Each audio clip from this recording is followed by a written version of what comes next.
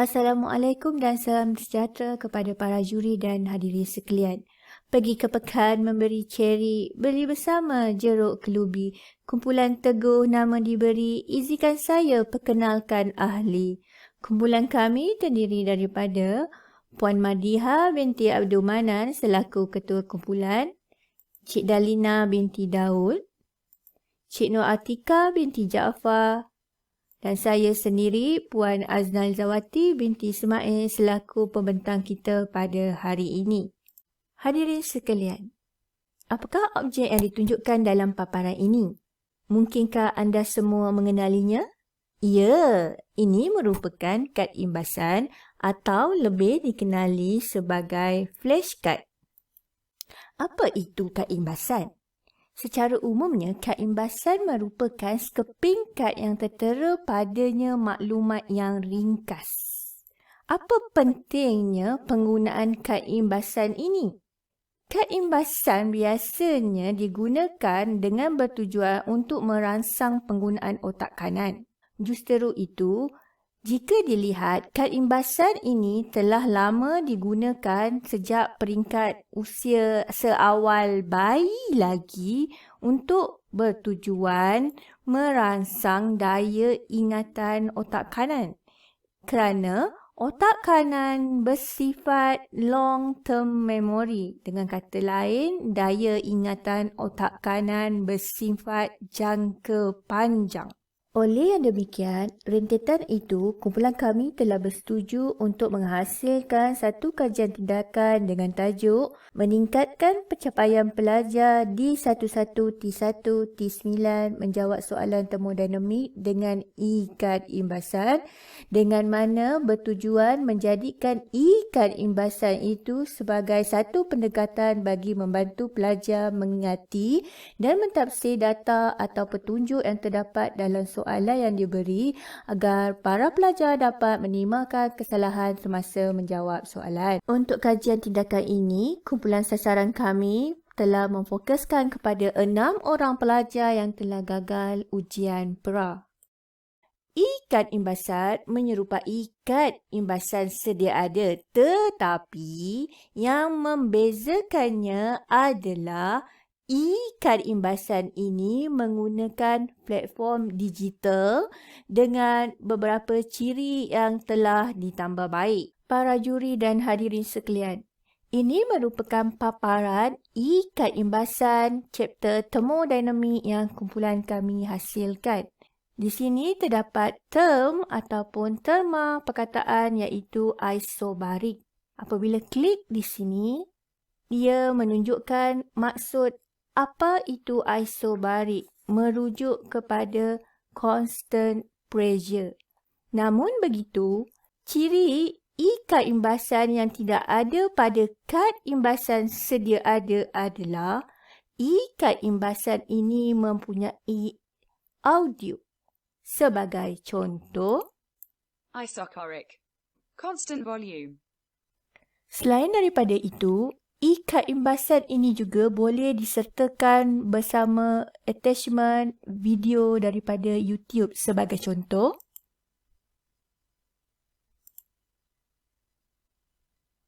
Thermodynamic process.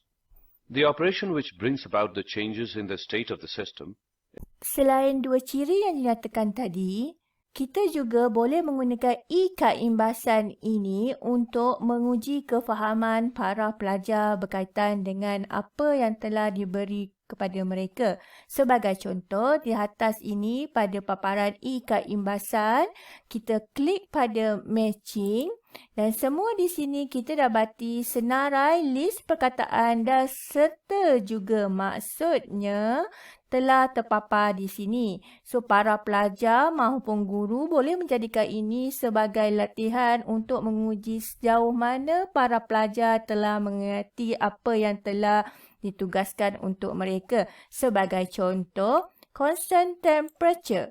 Constant temperature refer keadaan yang kita panggil isothermal. Dan daripada itu, apabila klik pada perkataan praktis ini, adiabatik, para pelajar boleh menaip jawapan di sini. dan boleh cek. Okey, tahniah, anda mendapat 1 markah. Selain daripada itu, e-kad imbasan ini juga boleh dikongsi secara digital dengan klik butang sharing di sini. Kita boleh share secara link, Google Classroom, email dan juga QR code serta kita boleh menggunakan spreadsheet.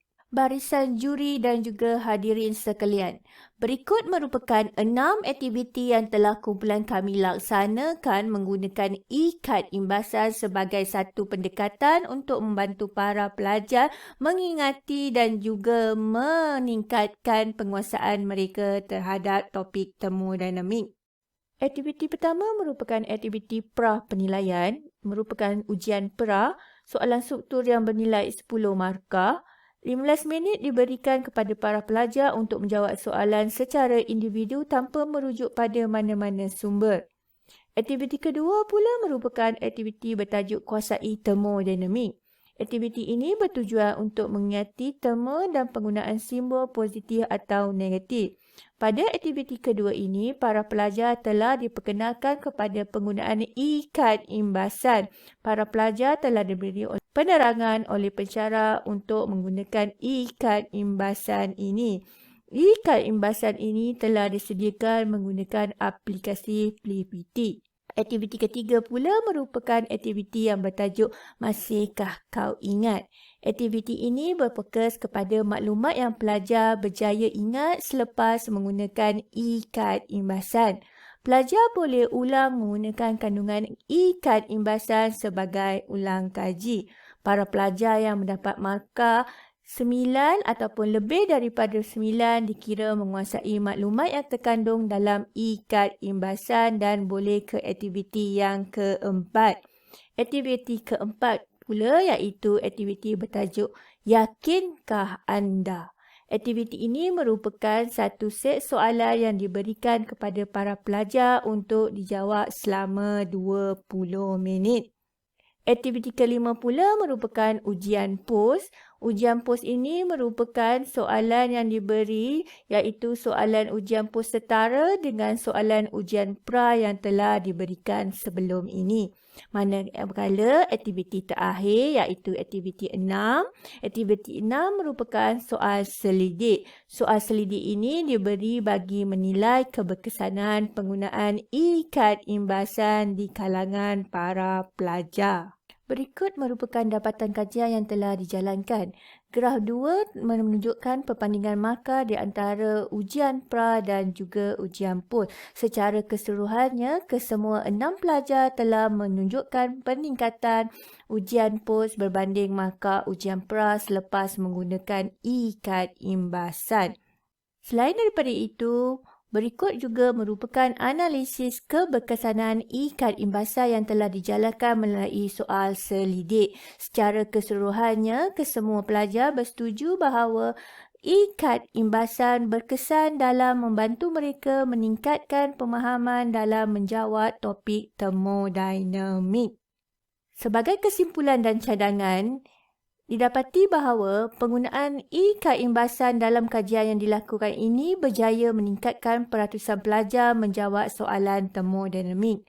Selain daripada itu, pendekatan penggunaan e-kad imbasan telah memberikan satu dimensi baru kepada para pelajar yang menghadapi masalah dalam mengingati suatu maklumat seperti definisi, penggunaan persamaan, mentafsir maklumat daripada graf dan juga boleh dijadikan sebagai platform ulang kaji secara kendiri. Namun begitu, terdapat sedikit penambahbaikan pada aktiviti yang perlu dijalankan kerana aktiviti sedia ada hanya tertumpu kepada aktiviti secara individu. Mungkin pada masa akan datang, kumpulan kami boleh menjalankan aktiviti, merancang aktiviti yang melibatkan aktiviti berkumpulan. Itu sahaja, sekian sahaja daripada saya, Wakil Kumpulan Teguh. Terima kasih. Assalamualaikum.